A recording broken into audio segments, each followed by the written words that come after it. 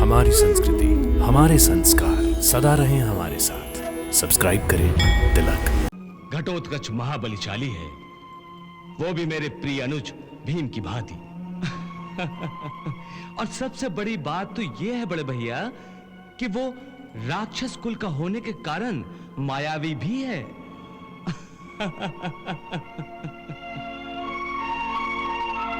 इसलिए बड़े भैया मुझे पूर्ण विश्वास है कि कल के युद्ध में घटोत्कच शत्रु की सेना में त्राहि त्राहि मचा देगा। कल के युद्ध में हमारा प्रमुख योद्धा घटोत्कच होगा। आचार्य, गुरु तो अपने शिष्यों को सही रास्ता दिखाता है, परंतु आप स्वयं ही धर्म के मार्ग से भटक गए हैं और उस अधर्मी दुर्योधन का साथ दे रहे हैं। यह तो मेरा दुर्भाग्य है। मुझे आपकी सिखाई हुई शस्त्र विद्या का प्रयोग आप ही पर करना पड़ रहा है। द्रोणाचार्य ने भीम को अचेत कर दिया है। संजय, भीम पर पाई इस विजय से हमारी सेना खुश हो गई होगी।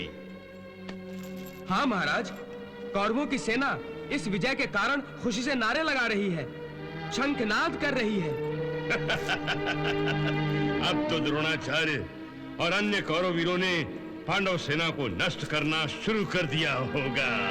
हाँ महाराज, आचार्य द्रोण पांडव सेना पर टूट पड़े हैं। परंतु क्या संजय? अलम्बुस पांडवों पर अंकुश लगाएगा? यह उनका भ्रम है बड़े भैया।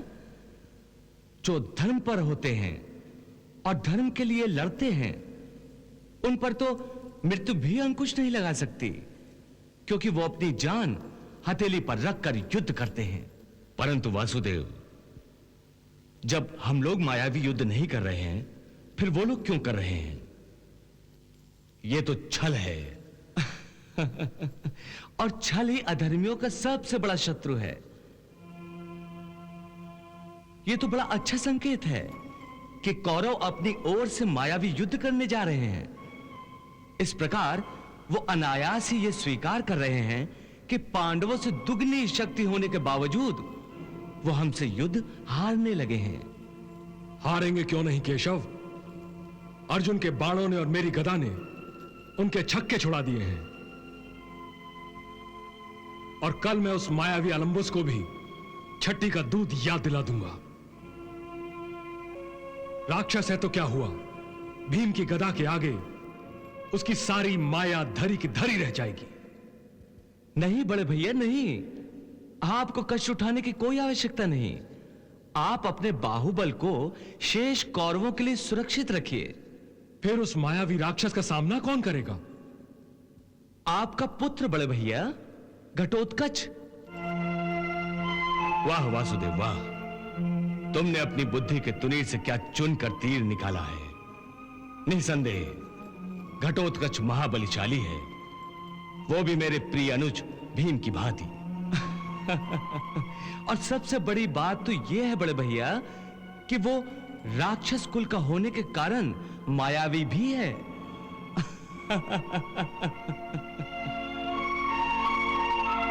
इसलिए बड़े भैया मुझे पूर्ण विश्वास है कि कल के युद्ध में घटोत्कच शत्रु की सेना में त्राहि त्राहि मचा देगा। कल के युद्ध में हमारा प्रमुख योद्धा घटोत्कच होगा।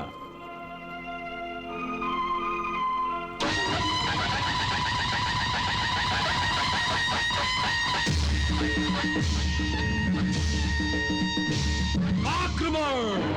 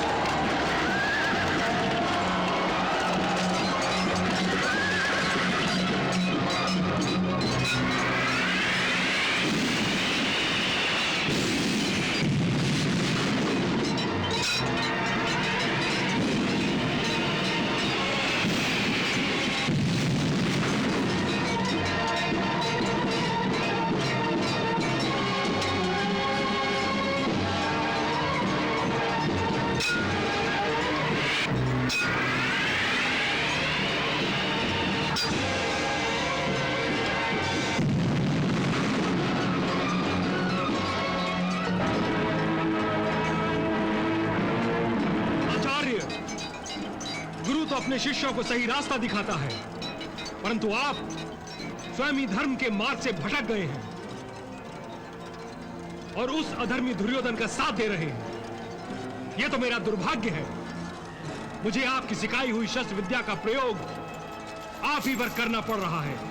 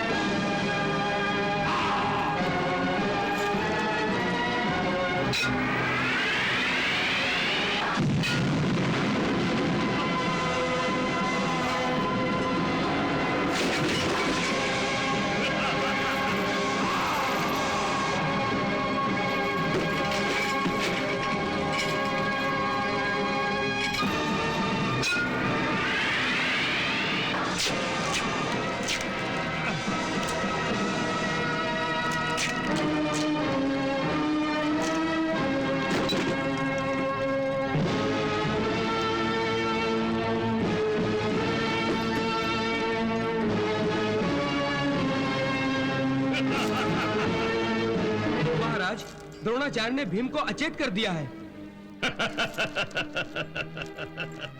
संजय, भीम पर पाई इस विजय से हमारी सेना खुश हो गई होगी। हाँ महाराज, कौरवों की सेना इस विजय के कारण खुशी से नारे लगा रही है, शंखनाद कर रही है। अब तो द्रोणाचार्य और अन्य कौरव वीरों ने पांडव सेना को नष्ट करना शुरू कर दिया होगा। हाँ महाराज, आचार्य द्रोण पांडव सेना पर टूट पड़े हैं। परंतु क्या संजय? परंतु अपने पिता भीमसेन को अचेत होता देखकर भीम का हिडिंबा पुत्र राक्षस राज घटोत्कच क्रोधित हो गया है। द्रोणाचार्य, तुमने मेरे पिताश्री भीम को अचेत किया है। मैं घटोत्कच तुझे युद्ध के लिए ललकारता हूँ। द्रोणाचार्य, सावधान। सावधान होने की मुझे आवश्यकता नहीं घटोत्कच, तुम्हें है।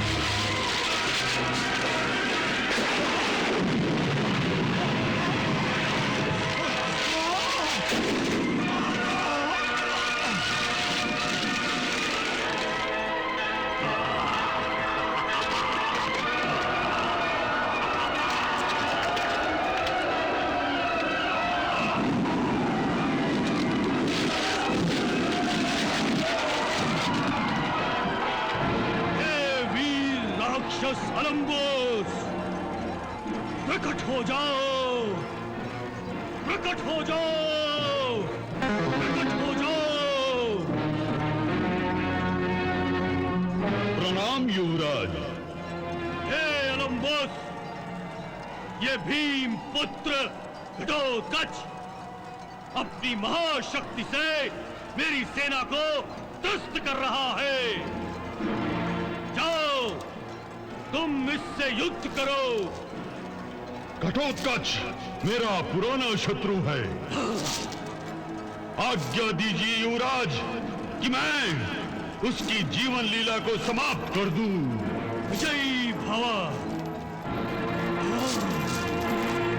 जाओ अलम्बोस, जाओ। जो आज्ञा।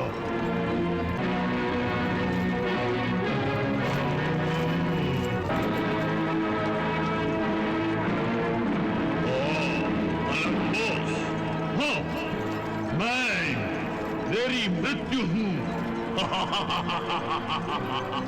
और मृत्युदाता को मृत्यु से डराता है। अपनी मृत्यु से डर, पहले तुझे यमलोक पहुंचाता हूं, फिर सारी कौरव सेना को। हाँ, मैं भी यही करना चाहता हूं। पहले तेरा नाश, बाद में पांडव सेना का सर्वनाश।